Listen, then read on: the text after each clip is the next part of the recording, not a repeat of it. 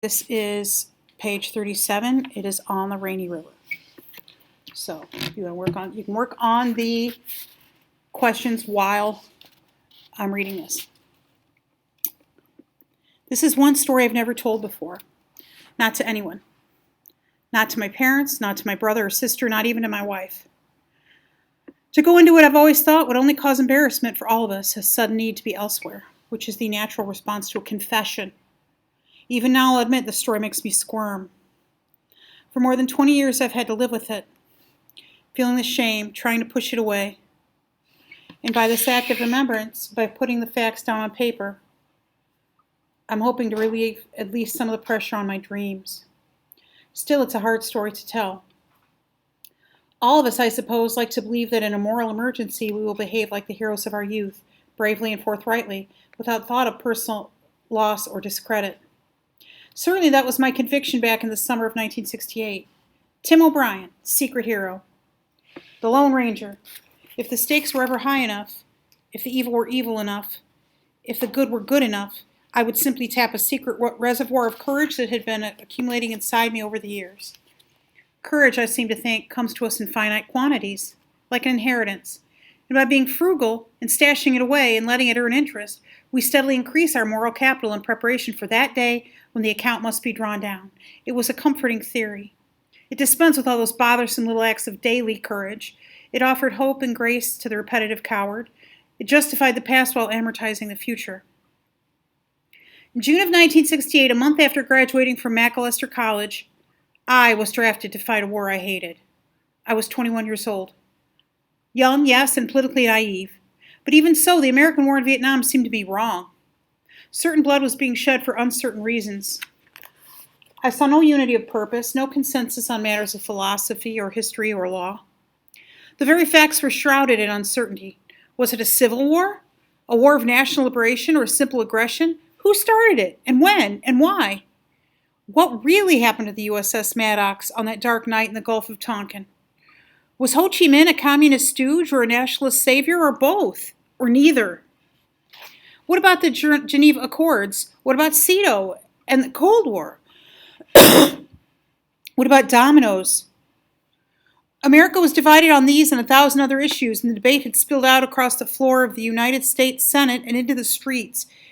And smart men in pinstripes could not agree on even the most fundamental matters of public policy. The only certainty that summer was moral confusion. It was my view then, and still is, that you don't make war without knowing why. Knowledge, of course, is always imperfect. But it seemed to me that when a nation goes to war, it must have reasonable confidence in the justice and operative imperative of its cause. You can't fix your mistakes. Once people are dead, you can't make them undead. In any case, those were my convictions, and back in college I'd taken a modest stand against the war. Nothing radical, no hothead stuff, just ringing a few doorbells for Gene McCarthy, composing a few tedious, uninspired editorials for the campus newspaper. Oddly, though it was almost entirely an intellectual activity, I brought some energy to it, of course, but it was the energy that accompanies almost any abstract endeavor. I felt no personal danger. I felt no sense of an impending crisis in my life. Stupidly, with a kind of smug removal that I can't begin to fathom, I assumed that the problems of killing and dying did not fall within my special province. The draft notice arrived on June 17, 1968. It was a humid afternoon, I remember, cloudy and very quiet, and I'd just come in from a round of golf. My mother and father were having lunch out in the kitchen. I remember opening up the letter, scanning the first few lines, feeling the blood go thick behind my eyes. I remember a sound in my head. It wasn't thinking, just a silent howl. A million things all at once. I was too good for this war, too smart, too compassionate, too everything. It couldn't happen. I was above it. I had the world dicked. Phi Beta Kappa and a summa cum laude and president of the student body and a full ride scholarship for grad studies at Harvard? A mistake, maybe. A follow-up in the paperwork? I was no soldier. I hated Boy Scouts. I hated camping out. I hated dirt and tents and mosquitoes. The sight of blood made me queasy, and I couldn't tolerate authority, and I didn't know a rifle from a slingshot. I was a liberal, for Christ's sake. If they needed fresh bodies, why not draft some back to the Stone Age hog? or some dumb jingo in his hard hat and bomb Hanoi button, or one of LBJ's pretty daughters, or Westmoreland's whole handsome family, nephews and nieces and baby grandson. There should be a law, I thought. If you support a war, if you think it's worth the price, that's fine. But if you have to put your own precious fluids on the line, you have to head for the front and hook up with an infantry unit and help spill the blood. And you have to bring along your wife, or your kids, or your lover. A law, I thought. I remember the rage in my stomach. Later it burned down to a smoldering self-pity, then to numbness. At dinner that night, my father asked what my plans were. Nothing, I said. Wait. I spent the summer of 1968 working at an Armour meatpacking plant in my hometown of Worthington, Minnesota. The plant specialized in pork products, and for 8 hours a day, I stood on a quarter-mile assembly line, more properly a disassembly line, removing blood clots from the necks of dead pigs. My job title, I believe, was declotter.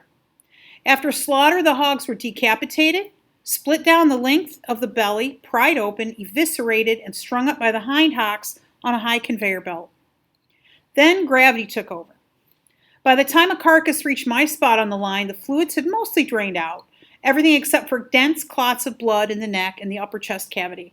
To remove the stuff, I used a kind of water gun. The machine was heavy, maybe 80 pounds, and was suspended from the ceiling by a thick rubber cord. There was some bounce to it, an elastic up and down give, and the trick was to maneuver the gun with your whole body, not lifting with the arms, just letting the rubber cord do the work for you. At one end was a trigger. At the muzzle end was a small nozzle and a steel roller brush. As the carcass passed by, you'd lean forward and swing the gun up against the clots and squeeze the trigger, all in one motion. And the brush would whirl and water would come shooting out, and you'd hear a quick splattering sound as the clots dissolved into a fine red mist. It was not pleasant work. Goggles were a necessity, and a rubber apron. But even so, it was like standing for 8 hours a day under a lukewarm blood shower. At night, I'd go home smelling of pig. It wouldn't go away. Even after a hot bath, scrubbing hard, the stink was always there, like old bacon or sausage, a greasy pig stink that soaked deep into my skin and hair. Among other things I remember, it was tough getting dates that summer. I felt isolated.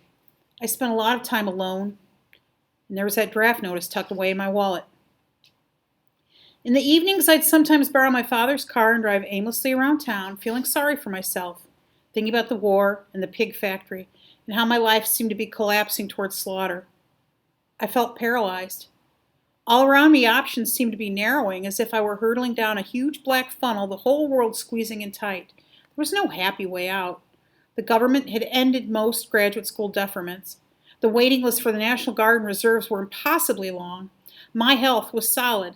I didn't qualify for CO status. No religious grounds, no history as a pacifist. Moreover, I could not claim to be opposed to war as a matter of general principle. There were occasions, I believe, when a nation was justified in using military force to achieve its ends, to stop a Hitler or some comparable evil. And I told myself that in such circumstances, I would willingly be marched off to battle. The problem, though, was that a draft board did not let you choose your war. Beyond all this, at the very center was the raw fact of terror. I did not want to die. Not ever. But certainly not then. Not there. Not in a wrong war. Driving up Main Street, past the courthouse and the Ben Franklin store, I sometimes felt the fear spreading inside me like weeds. I imagined myself dead. I imagined doing things I could not do, charging an enemy position, taking aim at another human being. At some point in mid-July, I began thinking seriously about Canada. Okay, but Canada is, if a guy went to Canada, they wouldn't, they'd be out of the country and they'd be beyond the forces of the draft, but they couldn't come home if they did that. The border lay a few hundred miles north, an 8-hour drive. Both my conscience and my instincts were telling me to make a break for it, just take off and run like hell and never stop. In the beginning, the idea seemed purely abstract, the word Canada printing itself out in my head. But after a time, I could see particular shapes and images, the sorry details of my own future. A hotel room in Winnipeg, a battered old suitcase, my father's eyes as I tried to explain myself over the telephone. I could almost hear his voice and my mother's. Run, I'd think. Then I'd think, impossible. And then a second later, I'd think, run. It was a moral split. I couldn't make up my mind. I feared the war, yes, but I also feared exile. I was afraid of walking away from my life, my friends, and my family, my whole history, everything that mattered to me. I feared losing the respect of my parents. I feared the law. I feared ridicule and censure. My hometown was a conservative little spot on the prairie, a place where tradition counted, and it was easy to imagine people sitting around a table down at the old Gobbler Cafe on Main Street, coffee cups poised, the conversation slowly zeroing in on the young O'Brien kid, how the damn sissy had taken off for Canada. At night, when I couldn't sleep, I'd sometimes carry on fierce arguments with those people. I'd be screaming at them, telling them how much I detested their blind, thoughtless, automatic acquiescence to it all, their simple-minded patriotism, their prideful ignorance, their love it or leave it platitudes, how they were sending me off to fight a war they didn't understand and didn't want to understand. I held them responsible. By God, yes, I did. All of them. I held them personally and individually responsible. The polyestered Kiwanis boys, the merchants and farmers, the pious churchgoers, the chatty housewives, the PTA, the Lions Club, the veterans of foreign wars, and the fine upstanding gentry out at the country club. They didn't know Bao Dai from the man in the moon. They didn't know history. They didn't know the first thing about Diem's tyranny or the nature of Vietnamese nationalism or the long colonialism of the French. This was all too damn complicated. It required some reading. But no matter, it was a war to stop the communists, plain and simple, which was how they liked things, and you were a treasonous pussy if you had second thoughts about killing or dying for plain and simple reasons. I was bitter, sure, but it was so much more than that. The emotions went from outrage to terror to bewilderment to guilt to sorrow and then back again to outrage. I felt a sickness inside me, real disease. Most of this I've never told before, or at least hinted at, but what I've never told is the full truth. How I cracked. How at work one morning, standing on the pig line, I felt something break open in my chest. I don't know what it was. I'll never know. But it was real. I know that much. It was a physical rupture, a cracking, leaking, popping feeling. I remember dropping my water gun. Quickly, almost without thought, I took off my apron and walked out of the plant and drove home. It was mid-morning. I remember, and the house was empty. Down in my chest, there was still that leaking sensation, something very warm and precious spilling out, and I was covered with blood and hog stink, and for a long while I just concentrated on holding myself together. I remember taking a hot shower. I remember packing a suitcase and carrying it out to the kitchen, standing very still for a few minutes, looking carefully at the familiar objects all around me. The old chrome toaster, the telephone, the pink and white Formica counters. The room was full of bright sunshine. Everything sparkled. My house, I thought, my life. I'm not sure how long I stood there, but later I scribbled out a short note to my parents. What it said exactly, I don't recall now. Something vague. Taking off, will call, love Tim. I drove north. It's a blur now as it was then, and all I remember is velocity and the feel of a steering wheel in my hands. I was riding on adrenaline, a giddy feeling in a way, except there was the edge of impossibility to it, like running a dead-end maze. No way out. I couldn't come to a happy conclusion, yet I was doing it anyway, because it was all I could think of to do. It was pure flight, fast and mindless. I had no plan. Just hit the border at high speed, crash through, keep on running.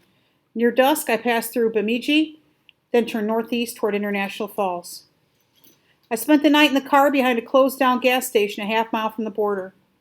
In the morning, after gassing up, I headed straight west along the Rainy River, which separates Minnesota from Canada, and which for me separated one life from another. The land was mostly wilderness. Here and there I passed a motel or bait shop, but otherwise the country unfolded in great sweeps of pine and birch and sumac. Though it was still August, the air already had the smell of October, football season, piles of yellow-red leaves, everything crisp and clean. I remember a huge blue sky. Off to my right was the Rainy River, wide as a lake in places, and beyond the Rainy River was Canada. For a while I just drove, not aiming for anything. Then in the late morning, I began looking for a place to lie low for a day or two. I was exhausted and scared sick, and around noon I pulled into an old fishing resort called the Tip Top Lodge. Actually, it was not a lodge at all. It just 8 or 9 tiny yellow cabins clustered on a peninsula that jutted northward into the Rainy River. The place was in sorry shape. There was a dangerous wooden dock, an old minnow tank, a flimsy tar paper boathouse along the shore. The main building, which stood in a cluster of pines on high ground, seemed to lean heavily to one side. Like a cripple, the roof sagging toward Canada. Briefly, I thought about turning around, just giving up, but then I got out of the car and walked up to the front porch. The man who opened the door that day is the hero of my life. How do I say this without sounding sappy? Blurted out. The man saved me. He offered exactly what I needed, without questions, without any words at all. He took me in. He was there at a critical time, a silent, watchful presence. 6 days later, when it ended, I was unable to find a proper way to thank him. I never have. So if nothing else, this story represents a small gesture of gratitude 20 years overdue. Even after 2 decades, I can close my eyes and return to that porch at the Tip Top Lodge. I can see the old guy staring at me. Elroy Birdhall, 81 years old, skinny and shrunken and mostly bald. He wore a flannel shirt and brown work pants. In one hand, I remember, he carried a green apple, a small paring knife in the other. His eyes had the bluish-gray color of a razor blade, the same polished shine, and as if he peered up at me, I felt a strange sharpness, almost painful, a cutting sensation, as if his gaze were somehow slicing me open. In part, no doubt, it was my own sense of guilt, but even so, I'm absolutely certain the old man took one look and went right to the heart of things. A kid in trouble. When I asked for a room, Elroy made a little clicking sound with his tongue. He nodded, let me out to one of the cabins, and dropped a key in my hand. I remember smiling at him, and I also remember wishing I hadn't. The old man shook his head as if to tell me it wasn't worth the bother. Dinner at 5:30, he said. You eat fish? Anything, I said. Elroy grunted and said, I'll bet. We spent 6 days together at the Tip Top Lodge, just the two of us. Tourist season was over. There were no boats on the river. The wilderness seemed to withdraw into a great permanent stillness. Over those 6 days, Elroy Birdhall and I took most of our meals together. In the morning, we sometimes went out on long hikes into the woods, and at night, we played Scrabble, or listened to records, or sat reading in front of his big stone fireplace. At times, I felt the awkwardness of an intruder, but Elroy accepted me into his quiet routine without fuss or ceremony. He took my presence for granted, the same way he might have sheltered a stray cat. No wasted sighs or pity. There was never any talk about it, just the opposite. What I remember more than anything is the man's willful, almost ferocious silence. In all that time together, all those hours, he never asked the obvious questions. Why was I there? Why alone? Why so preoccupied? If Elroy was curious about any of this, he was careful never to put it into words. My hunch, though, is that he already knew. At least the basics. After all, it was 1968. Guys were burning draft cards, and Canada was just a boat ride away. Elroy Birdhall was no hick. His bedroom, I remember, was cluttered with books and newspapers. He killed me at the Scrabble board, barely concentrating. And on those occasions when speech was necessary, he had a way of compressing large thoughts into small, cryptic packets of language. One evening, just at sunset, he pointed up at an owl circling over the violet-lighted forest to the west. Hey, O'Brien, he said, there's Jesus. The man was sharp. He didn't miss much. Those razor eyes. Now and then he'd catch me staring out at the river at the far shore, and I could almost hear the tumblers clicking in his head. Maybe I'm wrong, but I doubt it. One thing for certain, he knew I was in desperate trouble, and he knew I couldn't talk about it. The wrong word, or even the right word, and I would have disappeared. I was wired and jittery. My skin felt too tight. After supper one evening, I vomited and went back to my cabin and lay down for a few moments and then vomited again. Another time, in the middle of the afternoon, I began sweating and couldn't shut it off. I went through whole days of feeling dizzy with sorrow. I couldn't sleep. I couldn't lie still. At night, I'd toss around in bed, half awake, half dreaming, imagining how I'd sneak down to the beach and quietly push one of the old man's boats out into the river and start paddling my way toward Canada. There were times when I thought I'd gone off the psychic edge. I couldn't tell up from down. I was just falling, and late in the night I'd lie there watching bizarre pictures spin through my head, getting chased by the border patrol, helicopters, searchlights, barking dogs. I'd be crashing through the woods. Be down on my hands and knees, people shouting out my name, the law closing in on all sides, my hometown draft board, the FBI, the Royal Canadian Mounted Police. It all seemed crazy and impossible. 21 years old, an ordinary kid with all the ordinary dreams and ambitions, and all I wanted was to live the life I was born to. A mainstream life. I loved baseball and hamburgers and cherry cokes. Now I was off on the margins of exile, leaving my country forever. And it seemed so grotesque and terrible and sad. I'm not sure how I made it through those 6 days. Most of it I can't remember. On 2 or 3 afternoons to pass some time, I helped Elroy get the place ready for winter. Sweeping down the cabins, hauling in the boats, little chores that kept my body moving. The days were cool and bright. The nights were very dark. One morning, the old man showed me how to split and stack firewood, and for several hours we just worked in silence out behind his house. At one point, I remember Elroy put down his maul and looked at me for a long time, his lips drawn as if framing a difficult question. But then he shook his head and went back to work. The man's self-control was amazing. He never pried. He never put me in a position that required lies or denials. To an extent, I suppose, his reticence was typical of that part of Minnesota, where privacy still held value. And even if I'd been walking around with some horrible deformity, 4 arms, 3 heads, I'm sure the old man would have talked about everything except those extra arms and heads. Simple politeness was part of it. But even more than that, I think the man understood that words were insufficient. The problem had gone beyond discussion. During that long summer, I'd been over and over the various arguments, all the pros and cons, and it was no longer a question that could be decided by an act of pure reason. Intellect had come up against emotion. My conscience told me to run, but some irrational and powerful force was resisting, like a weight pushing me toward the war. What it came down to, stupidly, was a sense of shame.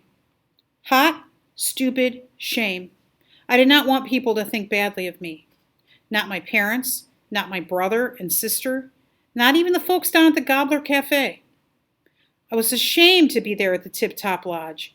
I was ashamed of my conscience, ashamed to be doing the right thing. Some of this Elroy must have understood, not the details, of course, but the plain facts of crisis. Although the old man never confronted me about it, there was one occasion when he came close to forcing the whole thing out in the open. It was early evening. We just finished supper, and over coffee and dessert, I asked him about my bill, how much I owed so far. For a long while, the old man squinted down at the tablecloth. Well, the basic rate, he said, is $50 a night, not counting meals. That makes 4 nights. This makes 4 nights, right? I nodded. I had $312 in my wallet. Elroy kept his eyes on the tablecloth. Now, that's an on-season price. To be fair, I suppose we should knock it down a peg or 2. He leaned back in his chair. What's the reasonable number you figure? I don't know, I said. 40? 40's good. 40 a night. Then we tack on food. Say another 100? 260 total? I guess. He raised his eyebrows. Too much? No, that's fair. It's fine. Tomorrow, though, I think I better take off tomorrow. Elroy shrugged and began clearing the table. For a time he fussed with the dishes, whistling to himself as if the subject had been settled. After a second, he slapped his hands together. You know what we forgot? He said. We forgot wages. Those odd jobs you done? What we have to do, we have to figure out what your time's worth. Your last job. How much did you pull in an hour? Not enough, I said. A bad one? Yes, pretty bad. Slowly, then without intending my long sermon, I told him about my days at the pig plant. It began as a straight recitation of the facts, but before I could stop myself, I was talking about the blood clots and the water gun and how the smell had soaked into my skin and how I couldn't wash it away. I went on for a long time. I told him about the wild hogs squealing in my dreams, the sounds of butchery, slaughterhouse sounds, how sometimes I'd wake up with that greasy pig stink in my throat. When I was finished, Elroy nodded at me. Well, to be honest, he said, when you first showed up here, I wondered about all that. The aroma, smelled like you was awful damn fond of pork chops. The old man almost smiled. He made a snuffing sound, then sat down with a pencil and a piece of paper. So what this crud job pay? $10 an hour? 15? Less. Elroy shook his head. Let's make it 15. You put in 25 hours here, easy. That's $375 total wages. We subtract the $260 for food and lodging. I still owe you $115. He took 4 50s out of his shirt and laid them on the table. Call it even, he said. No. Pick it up. Get yourself a haircut. The money lay on the table for the rest of the evening. It was still there when I went back to my cabin. In the morning, though, I found an envelope tacked to my door. Inside were the 4 50s and a 2-word note that said, Emergency Fund. The man knew. Looking back over 20 years, I sometimes wonder if the events of that summer didn't happen in some other dimension. A place where your life exists before you've lived it and where it goes afterward. None of it ever seemed real. During my time at the Tip Top Lodge, I had the feeling I'd slipped out of my own skin, hovering a few feet away, while some poor yo-yo with my name and face tried to make his way toward a future he didn't understand and didn't want. Even now I can see myself as I was then. It's like watching an old home movie. I'm young and tan and fit. I've got hair, lots of it. I don't smoke or drink. I'm wearing faded blue jeans and a white polo shirt. I can see myself sitting on Elroy Birdhall's dock near dusk one evening, the sky a bright, shimmering pink, and I'm finishing up a letter to my parents that tells them what I'm about to do and why I'm doing it and how sorry I am, and that I'd never found the courage to talk to them about it. I asked them not to be angry. I try to explain some of my feelings, but there aren't enough words, and so I just say it's a thing that has to be done. At the end of the letter, I talk about the vacations we used to take up in the North Country at a place called Whitefish Lake, and how the scenery here reminds me of those good times. I tell them I'm fine. I tell them I'll write again from Winnipeg or Montreal or wherever I end up. On the last full day, the 6th day, the old man took me out fishing on the Rainy River. The afternoon was sunny and cold. A stiff breeze came in from the north, and I remember how the little 14-foot boat made sharp rocking motions as we pushed off from the dock. The current was fast. All around us there was a vastness to the world, an unpeopled rawness, and the sky and water reaching out toward nowhere. The air had the brittle scent of October. For 10 or 15 minutes, Elroy had a course upstream, the river choppy and silver gray, and then he turned straight north and put the engine on full throttle. I felt the bow lift beneath me. I remember the wind in my ears, the sound of the old outboard Evinrude. For a time I didn't pay attention to anything, just feeling the cold spray against my face. But then it occurred to me that at some point we must have passed into Canadian waters, across that dotted line between two different worlds. And I remember a sudden tightness in my chest as I looked up and watched the far shore come at me. This wasn't a daydream. This was tangible and real. As we came in toward land, Elroy cut the engine, letting the boat fishtail lightly about 20 yards offshore. The old man didn't look at me or speak. Bending down, he opened up his tackle box and busied himself with a bobber and a piece of wire leader, humming to himself, his eyes down. It struck me then that he must have planned it. I'll never be certain, of course. But I think he meant to bring me up against the realities, to guide me across the river and to take me to the edge, and to stand a kind of vigil as I chose, a life for myself. I remember staring at the old man, then at my hands, then at Canada. The shoreline was dense with brush and timber. I could see tiny red berries on the bushes. I could see a squirrel up in one of the birch trees, a big crow looking at me from a boulder along the river. That close, 20 yards, and I could see the delicate lattice work of the leaves, the texture of the soil, the brown needles beneath the pines, the configuration of geology and human history.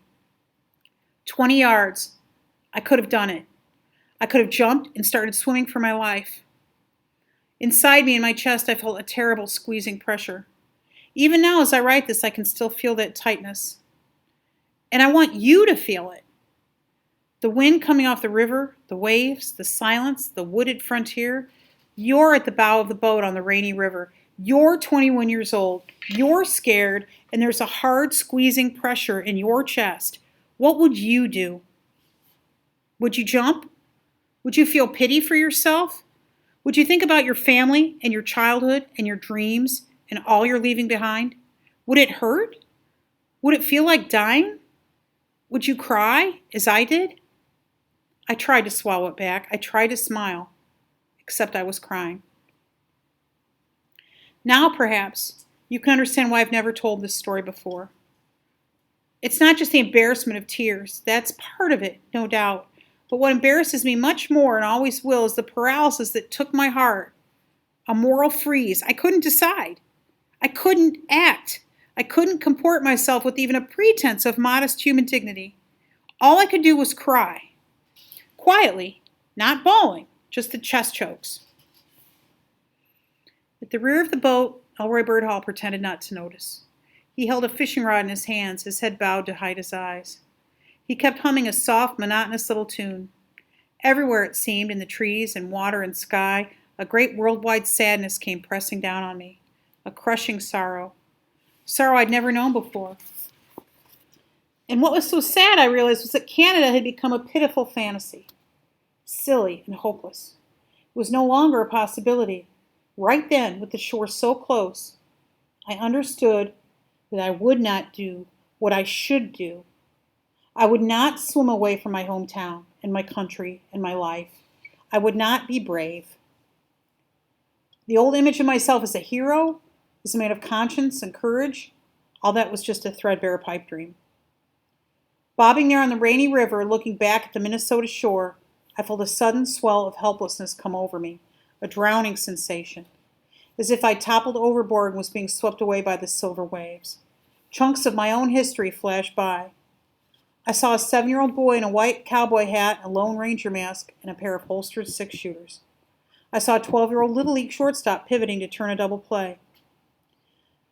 I saw a 16-year-old kid decked out for first prom, looking spiffy in a white tux and a black bow tie, his hair cut short and flat, his shoes freshly polished.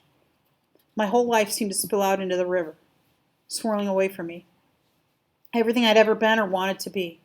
I couldn't get my breath. I couldn't stay afloat. I couldn't tell which way to swim. A hallucination, I suppose, but it was real as anything I could ever feel. I saw my parents calling to me from the far shoreline. I saw my brother and sister, all the townsfolk, the mayor, and the entire Chamber of Commerce, and all my old teachers and girlfriends and high school buddies, like some outlandish sporting event. Everybody screaming from the sidelines, rooting me on, a loud stadium roar. Hot dogs and popcorn, stadium smells, stadium heat. A squad of cheerleaders did cartwheels along the banks of the rainy river. They had megaphones and pom-poms and smooth brown thighs. The crowd swayed left and right. A marching band played fight songs. All my aunts and uncles were there, and Abraham Lincoln, and St. George, and a 9-year-old girl named Linda who died of a brain tumor back in 5th grade, and several members of the United States Senate, and a blind poet scribbling notes, and LBJ, and Huck Finn, and Abby Hoffman, and all the dead soldiers back from the grave, and the many thousands who were later to die, villagers with terrible burns, little kids without arms or legs. Yes, and the Joint Chiefs of Staff were there, and a couple of popes, and a first lieutenant named Jimmy Cross, and the last surviving veteran of the American Civil War, and Jane Fonda dressed up as Barbarella, and an old man sprawled beside a pig pen, and my grandfather, and Gary Cooper, and a kind-faced woman carrying an umbrella, and a copy of Plato's Republic, and a million ferocious citizens waving flags of all shapes and colors. People in hard hats, people in headbands. They were all whooping and chanting and urging me toward one shore or the other. I saw faces from my distant past and distant future. My wife was there. My unborn daughter waved at me.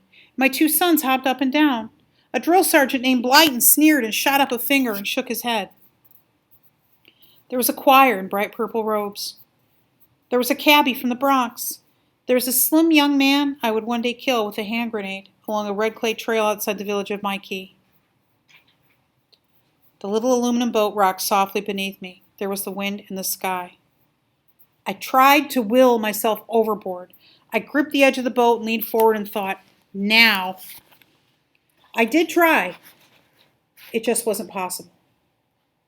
All those eyes on me, the town, the whole universe, and I couldn't risk the embarrassment. It was as if there were an audience to my life, that swirl of faces along the river, and in my head I could hear people screaming at me, "Traitor!" They yelled, "Turncoat! Pussy!"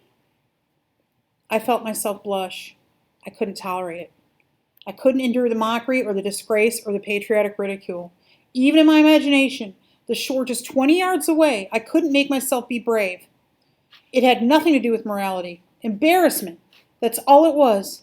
And right then I submitted. I would go to the war. I would kill, maybe die, because I was embarrassed not to. That was the sad thing. And so I sat in the bow of the boat and cried. It was loud now, loud, hard crying. Elroy Birdhall remained quiet. He kept fishing. He worked his line with the tips of his fingers patiently, squinting out at his red and white bobber on the rainy river. His eyes were flat and impassive. He didn't speak. He was simply there like the river in the late summer sun. And yet by his presence, his mute watchfulness, he made it real. He was the true audience. He was a witness, like God, or like the gods, who look on in absolute silence as we live our lives, as we make our choices or fail to make them. "Ain't bitin'," he said.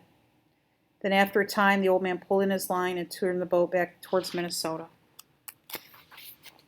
I don't remember saying goodbye. That last night we had dinner together, and I went to bed early, and in the morning Elroy fixed breakfast for me. When I told him I'd be leaving, the old man nodded as if he already knew. He looked down at the table and smiled. At some point later in the morning, it's possible that we shook hands. I just don't remember. But I do know that by the time I'd finished packing, the old man had disappeared. Around noon, when I took my suitcase out to the car, I noticed his old black pickup truck was no longer parked in front of the main lodge. I went inside and waited for a while, but I felt bone certainty that he wouldn't be back. In a way, I thought it was appropriate. I washed up the breakfast dishes, left his $200 on the kitchen counter, got into the car, and drove south towards home. The day was cloudy. I passed through towns with familiar names, through the pine forests, and down to the prairie, and then to Vietnam, where I was a soldier, and then home again. I survived, but it's not a happy ending. I was a coward. I went to the war. Okay, so the point is, he believes he's not a coward. He wouldn't be a coward if he ran. The brave thing to do would be to run. But because he's embarrassed not to go fight, he does not go to Canada. He goes to Vietnam instead. So.